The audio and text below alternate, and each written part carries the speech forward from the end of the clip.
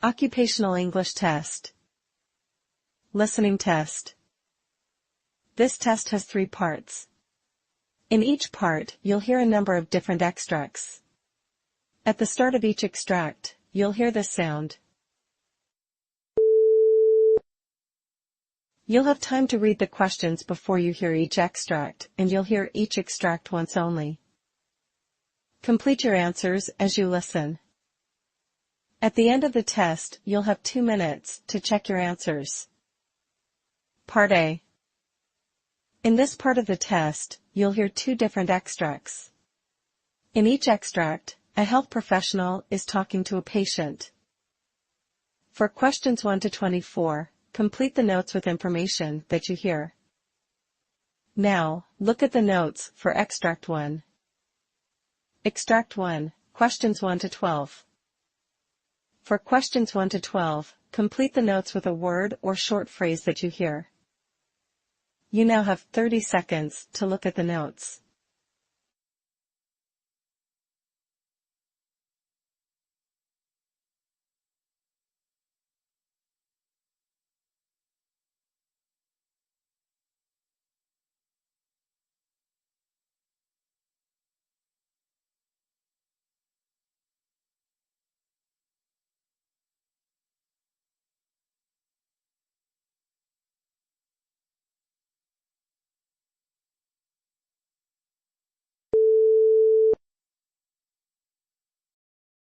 Doctor, I've been coming to grips with a lot of my health issues over the years, but it seems like as soon as I get one thing under control, another pops up. My diabetes is under good control right now, thanks to the metformin and really watching my diet. My last hemoglobin A1C showed excellent control, which I'm proud of, but I'm a bit worried about the effects on my kidneys over the long term, especially with my other conditions. I see you've been doing a great job managing your diabetes. Your proactive approach is definitely helping. Let's keep monitoring that closely, especially how it interacts with your other conditions. How have you been feeling lately in terms of your energy and your daily activities? Well, my energy levels have been pretty low, and I struggle with the neuropathy in my hands and feet. It makes it hard to be active as much as I'd like. The pain and stiffness in my feet and ankles are quite bad, and it doesn't help with my COPD. I've been trying to cut down on smoking, and I'm now down to 1 pack a day. I've set a quit date for January 26. I'm really hoping that will help with my breathing. Reducing smoking will definitely benefit your lung function and overall health. It's good to hear you have a quit date set. We'll support you through that process with resources like nicotine patches. Tell me more about how your COPD and emphysema have been affecting you. It's been tough. I feel short of breath more often, especially with any kind of physical activity. My pulmonary function test showed I've got about 60% lung function remaining. It's scary, but I'm trying to stay optimistic and follow through with the plans to quit smoking. Also, my back and between my shoulder blades have been really sore. I don't know if it's related to my lung issues or something else. Back pain can indeed be frustrating, and it might be compounded by your lung condition due to coughing, or even in the way lung issues can alter your posture and the way you move. It's something we should keep an eye on, especially to differentiate if it's musculoskeletal or possibly related to something else. And with the neuropathy, I just feel like my mobility is getting worse. The pain and the lack of sensation in my feet make me worried about falling. I've read that this can happen with diabetes, so I try to be careful. It's very good that you're cautious. Managing your neuropathy effectively is key to preventing complications like falls. How about your mental health? You mentioned using strategies to manage your bipolar disorder. I've been stable on my medications, valproate and risperidone. I make it a point to slow down and spend time with my family when I feel overwhelmed. It helps me manage stress, which I know can affect both my mental and physical health. It sounds like you're using some great strategies to maintain your mental health. Keeping stress levels manageable is important, especially with your physical health concerns. Now let's go over your recent clinical values to give you a clearer picture of where things stand and discuss our next steps. Please go ahead. Your recent weight is stable at 167 pounds, which is good considering your history of fluctuating weights. Your blood pressure readings are a bit high, which we need to keep in mind given your overall health picture. The good news is your fasting glucose levels are averaging 98 milligrams per liter, which is excellent for diabetes control. Your cholesterol levels are also in a good range, which helps reduce the risk of cardiovascular issues. However, your liver enzymes, AST and ALT, are slightly elevated, which we'll need to monitor. Your renal function is slightly diminished with a creatinine level at 1.2 milligrams per deciliter and an eGFR of 55 millihistamine and 1.73 millisquatters, which is expected considering your long-term diabetes. In terms of your COPD, the chest X-ray confirmed emphysema with no acute issues at the moment. We also noted the benign cyst in your pancreas remains stable with no signs of change, which is reassuring. Your PSA level is slightly elevated at 4.5 nanograms per milliliters, so we'll keep monitoring that in context with your other prostate symptoms. As for the plan, we will continue your current medications and focus on smoking cessation. I'll schedule follow-ups for your hemoglobin A1C and kidney function tests. It's important we keep monitoring these closely, given your history and recent changes. We'll also continue to keep an eye on your liver function and overall pain management. Thank you, doctor. I appreciate your thoroughness. It helps to know exactly where things stand.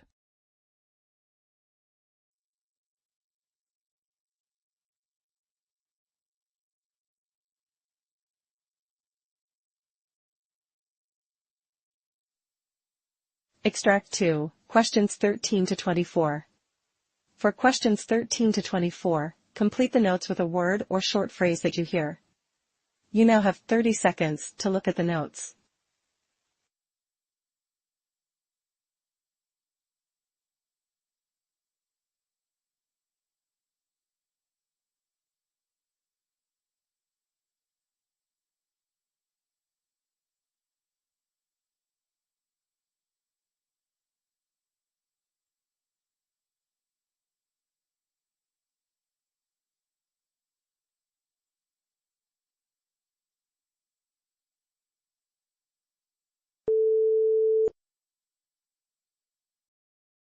Doctor, I've been having these chest pains for a while now, and they've been coming and going.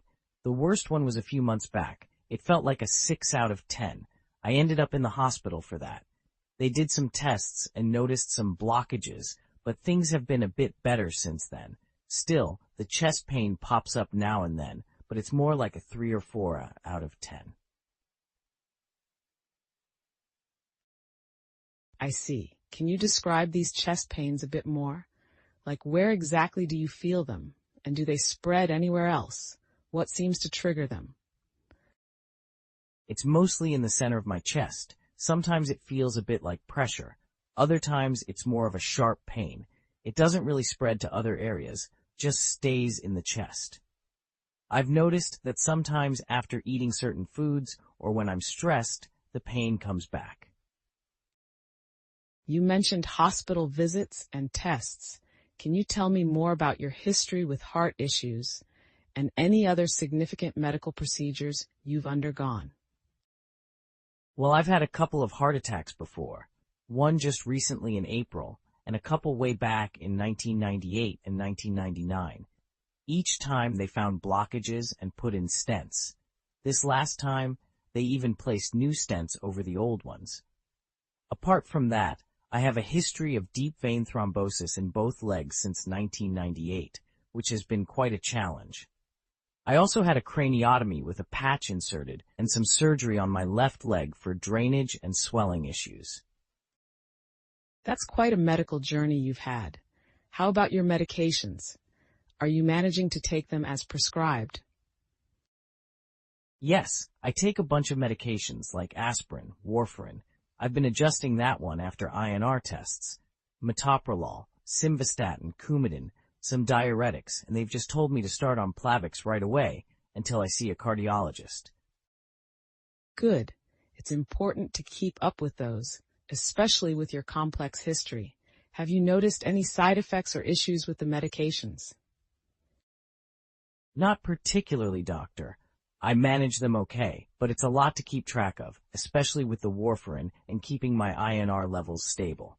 It's a bit of a balancing act. Understood. Let's talk about your recent stress test. What did the doctors say about the blockages compared to before? They said there are blockages, but not as severe as they've seen in the past. So that's a bit of relief, I guess. But they're still concerned enough to suggest a possible catheterization. That makes sense given your history. How about your daily life? How are these conditions affecting you? The leg swelling has been persistent, but the medications help a bit. It's the chest pains that worry me. They make me anxious about having another heart attack. I try to stay calm and avoid stress, but you know how life is. Absolutely. Managing stress is key, especially with coronary artery disease. Do you have any upcoming appointments or plans for further tests? Yes, they've set up an appointment with a cardiologist next week, and they mentioned the catheterization. I'm hoping that will give us a clearer picture of what's going on and how we can tackle it moving forward. That sounds like a solid plan. I'll summarize everything now. Based on your history and symptoms, the immediate plan is to ensure you start on Plavix and continue monitoring your chest pain closely. An urgent referral to cardiology is already in place, and we need to keep a close eye on your symptoms. If there's any increase in frequency or severity of your chest pain, you should seek emergency care immediately. We'll follow up with the cardiologist for a detailed assessment and management plan. It's crucial to stick to your medication regimen and keep all your appointments. Let's make sure to tackle this proactively. Thanks, doctor. I'm relieved to have a plan and appreciate your help in coordinating all of this. I'll make sure to follow everything to the letter. You're welcome. It's important to stay proactive about your health, especially with such a complex history. We'll do everything we can to manage this effectively.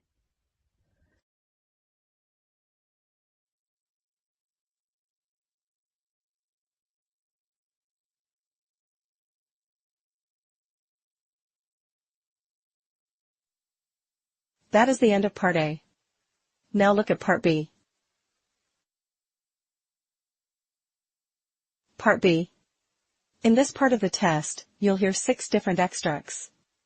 In each extract, you'll hear people talking in a different healthcare setting. For questions 25 to 30, choose the answer A, B, or C, which fits best according to what you hear. You'll have time to read each question before you listen. Complete your answers as you listen. Now look at question 25.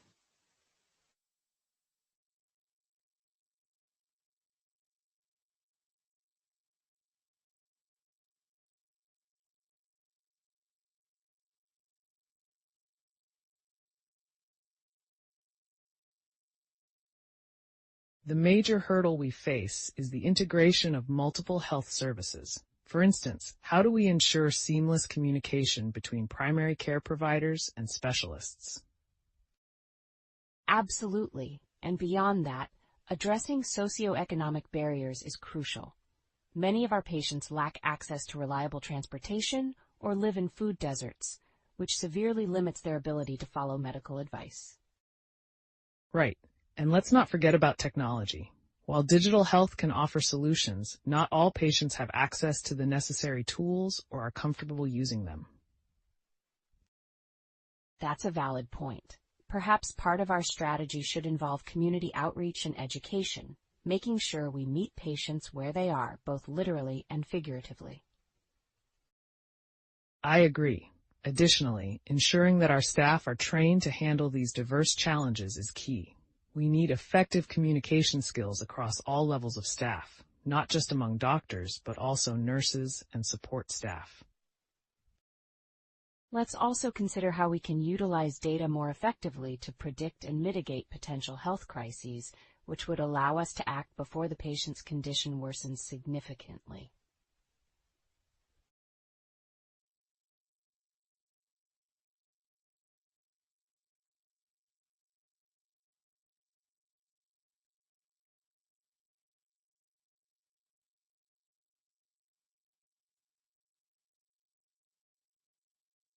Now look at question 26.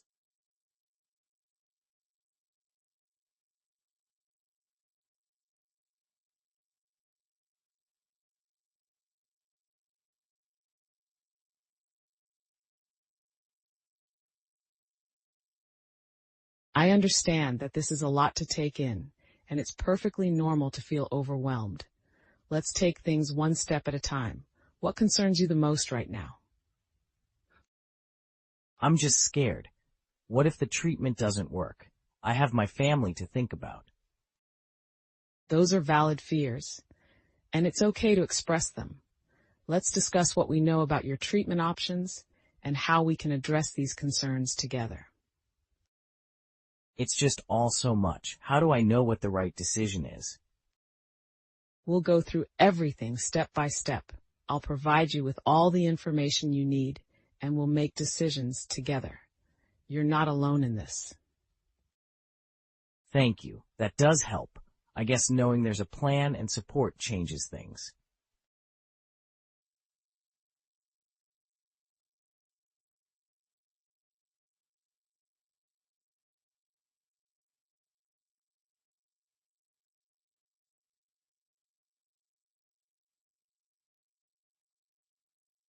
Now look at question 27.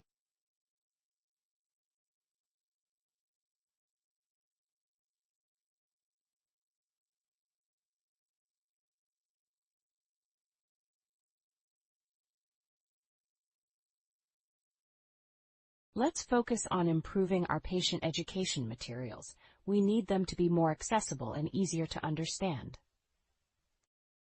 Agreed. Perhaps we should consider translating the materials into multiple languages and include visual aids for those with limited literacy skills. That's a great idea. We should also train our staff to communicate effectively, ensuring they can explain complex health concepts in simple terms. And let's not overlook the importance of follow-up. We need a system to check if patients truly understand their treatment plans and medications. Exactly. And maybe using technology like apps or online portals could help patients access information easily and maintain engagement with their healthcare plan. I think that's an excellent idea. Let's draft a proposal for these initiatives and discuss potential funding and resources.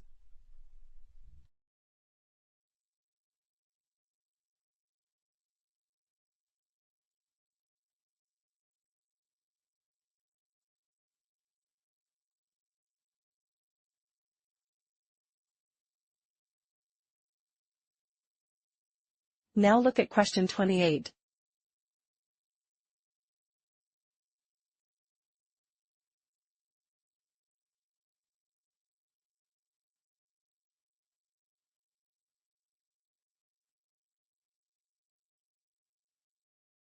One of the biggest challenges is definitely resource allocation. How do we prioritize who gets what when our resources are limited? It's a tough call. Maybe we need to improve our assessment tools to better determine the urgency and need of each case. True. And we also need to consider partnerships with local organizations that can provide additional support. Partnerships could indeed be beneficial. It could help us extend our reach and provide a more holistic support system for our patients. Additionally, we should explore more about government and private funding opportunities to expand our resources. Absolutely, and continuously training our staff to be adaptive and efficient with resource management is crucial. This way, they can provide effective support even when resources are stretched thin.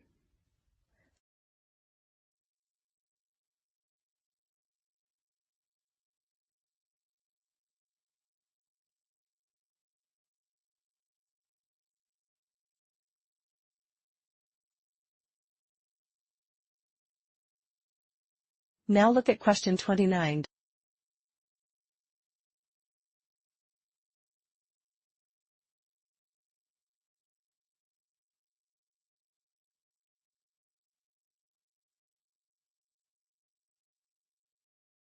Managing multiple health conditions can be challenging, but with the right approach, we can keep things under control. Let's start by going over your medications to ensure there are no conflicts. I've been so confused about all these different pills. How do I know I'm taking them right? That's exactly why we're reviewing this together. We'll go over each medication, its purpose, and how it interacts with others. We're here to clear up any confusion and make sure you feel confident in your treatment plan. I appreciate it. Sometimes I feel overwhelmed keeping track of everything. Understandable. We'll create a schedule that simplifies when and how you take each medication. Additionally, we'll discuss any potential side effects and what to do if you experience them.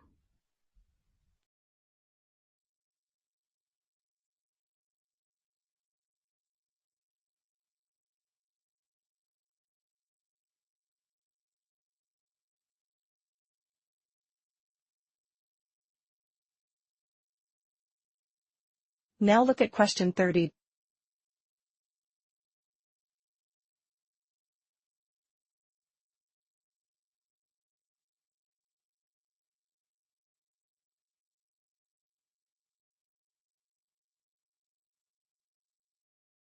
Today, I will outline the surgical plan we've developed for your condition. We believe this approach offers the best outcomes with the least risk. Can you explain what the procedure involves and what I can expect during recovery? Certainly. The procedure will involve a keyhole surgery.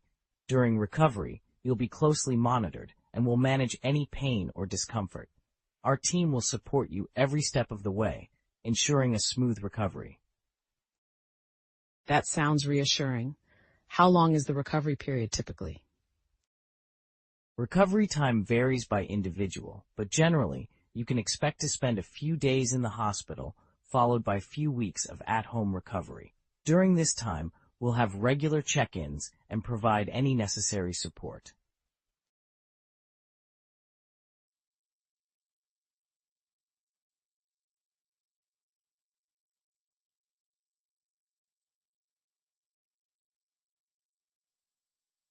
That is the end of Part B. Now look at Part C. Part C. In this part of the test, you'll hear two different extracts. In each extract, you'll hear health professionals talking about aspects of their work. For questions 31 to 42, choose the answer A, B, or C, which fits best according to what you hear. Complete your answers as you listen. Now look at extract 1.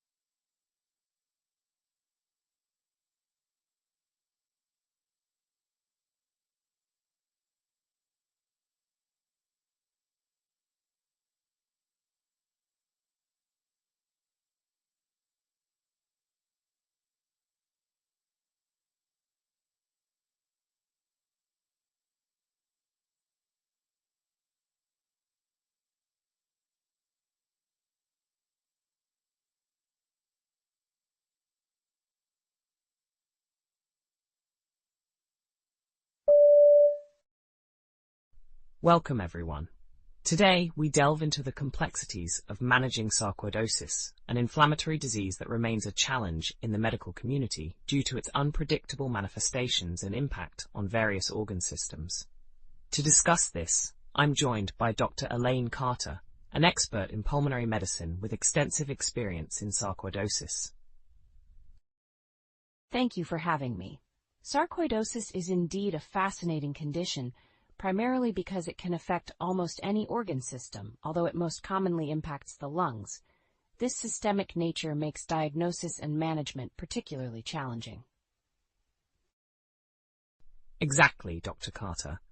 Let's begin by discussing a case that highlights the typical complexities we encounter. We recently managed a 45-year-old African-American woman who presented with persistent dry cough and shortness of breath. Initial imaging showed bilateral hilar lymphadenopathy, which is quite suggestive of sarcoidosis. That's a classic presentation. But as we know, sarcoidosis is a diagnosis of exclusion. It's crucial to rule out other causes of lymphadenopathy and granulomas, such as infections like tuberculosis and fungal infections, or malignancies such as lymphoma. Indeed. In her case, further investigations included a biopsy through endobronchial ultrasound-guided transbronchial needle aspiration, which confirmed non-caseating granulomas. With no evidence of infection or malignancy from additional tests, we diagnosed her with sarcoidosis. Once diagnosed, the next step involves assessing the extent and severity of organ involvement. This particular patient had signs of lung involvement, but also complained of occasional palpitations and lightheadedness, raising concerns about cardiac sarcoidosis, which can be life-threatening. Cardiac involvement necessitates careful screening. We conducted an ECG, which was normal, but given her symptoms, we proceeded with a cardiac MRI.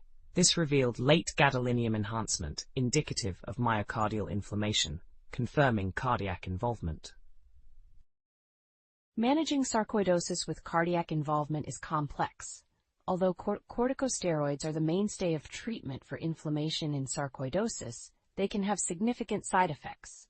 In her case, given the potential severity of cardiac involvement, we opted to start her on corticosteroids combined with methotrexate as a steroid-sparing agent. Dr. Carter, could you elaborate on how you monitor such patients, considering the chronic nature of sarcoidosis? Certainly. Regular follow-up is crucial. This includes clinical assessment, lung function tests, and repeat imaging. For those with cardiac involvement, periodic cardiac MRI or PET scans are recommended to monitor disease activity and response to therapy. Furthermore, assessing for potential steroid-related side effects is vital, requiring regular bone density scans, eye exams, and diabetes screening. An interdisciplinary approach is also vital, isn't it? Absolutely. Managing sarcoidosis often requires a team that includes not only pulmonologists but also cardiologists, rheumatologists, and occasionally neurologists, depending on the organ systems involved. This ensures comprehensive care and helps in addressing the multisystemic nature of the disease. This case exemplifies the need for a personalized approach, given the variability in the presentation and course of sarcoidosis. Could you share insights on emerging therapies or research directions that might influence future management strategies? Research in sarcoidosis is dynamic, focusing on better understanding the genetic and environmental triggers of the disease. New biologic therapies targeting specific immune pathways are under investigation, which may provide more targeted and effective treatments with fewer side effects than current therapies. Moreover, there's a growing emphasis on identifying biomarkers that can predict disease course and response to treatment. That sounds promising. The development of more specific therapies could significantly improve quality of life for patients with sarcoidosis. Indeed, and as we continue to learn more about the disease, it's crucial for ongoing patient education and support. Patients should be well informed about the nature of their disease, potential complications, and the importance of regular monitoring and treatment adjustments. Thank you, Dr. Carter, for these invaluable insights. It's clear that while sarcoidosis remains a complex and often perplexing condition, advances in research and a thoughtful, patient-centered approach to care can lead to better outcomes. Thank you. It was a pleasure discussing these important aspects of sarcoidosis management. Ensuring that patients receive the best possible care requires constant learning and collaboration among healthcare professionals.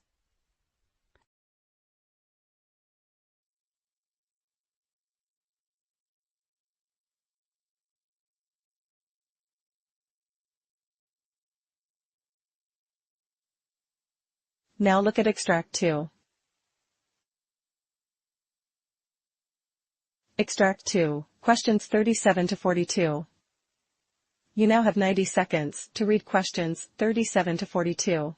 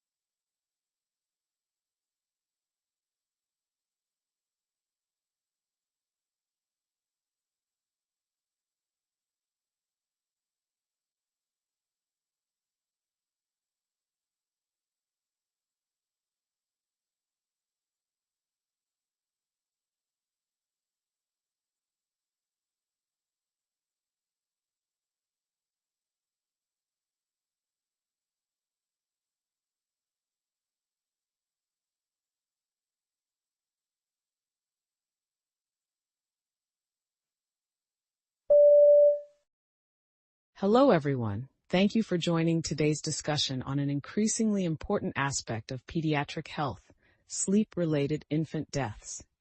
Our focus today centers on understanding the complexities of infant sleep environments, specifically in light of the recent updates to the American Academy of Pediatrics guidelines. We'll start with a case study that highlights the real-world implications of these guidelines. Let's discuss the case of baby Emma, a 6-month-old infant. Emma, a previously healthy baby, was found in a distressed state by her parents during a nap. The cause was linked to her sleeping in an incline sleep product, a choice her parents believed would offer comfort. Unfortunately, this product did not align with the safety standards recommended by the Consumer Product Safety Commission. The incline of the sleeper posed a significant risk, highlighting a critical point about the importance of proper sleep setup. The American Academy of Pediatrics recommends that infants sleep on firm, flat surfaces with no incline. This guideline is rooted in evidence that suggests non-inclined, firm surfaces significantly decrease the risk of sleep-related deaths. Inclined sleepers can increase suffocation risk by causing the infant's head to tilt forward, potentially obstructing the airway. This is especially dangerous for younger infants like Emma, who lack full control of their neck muscles. Furthermore, the semi-upright position can lead to positional asphyxiation, where the body's position prevents adequate breathing. Regarding the sleep environment, the AAP advises against the use of soft bedding, including pillows, quilts, and bumper pads in the infant's sleep area. These items pose a risk of accidental suffocation if an infant's face becomes covered during sleep. Emma's case serves as a stark reminder of the dangers posed by deviating from these established safety practices.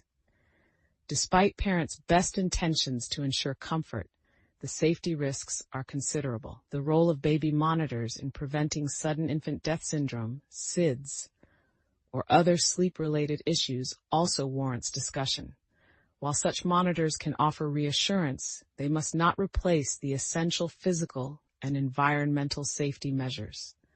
Scholarly articles emphasize that technological reliance should not overshadow fundamental safe sleep practices. The incident with Emma also brings to light the necessity for healthcare professionals to provide clear, actionable information to parents about safe sleep products and practices. Many parents are unaware of the potential risks associated with certain marketed baby products. Effective communication strategies are crucial for enhancing parental awareness and adherence to guidelines. We must consider the socioeconomic factors that influence sleep-related infant deaths. Access to safe sleep environments can vary significantly based on socioeconomic status. Addressing these disparities is essential for reducing the overall risk of such tragedies. Today's discussion not only raises awareness about the critical components of a safe infant sleep environment, but also underscores the ongoing research and policy efforts aimed at reducing sleep-related infant deaths. By integrating the lessons from cases like Emma's with current research, we can better guide parents, caregivers, and healthcare professionals in ensuring the safety and well-being of our youngest and most vulnerable populations.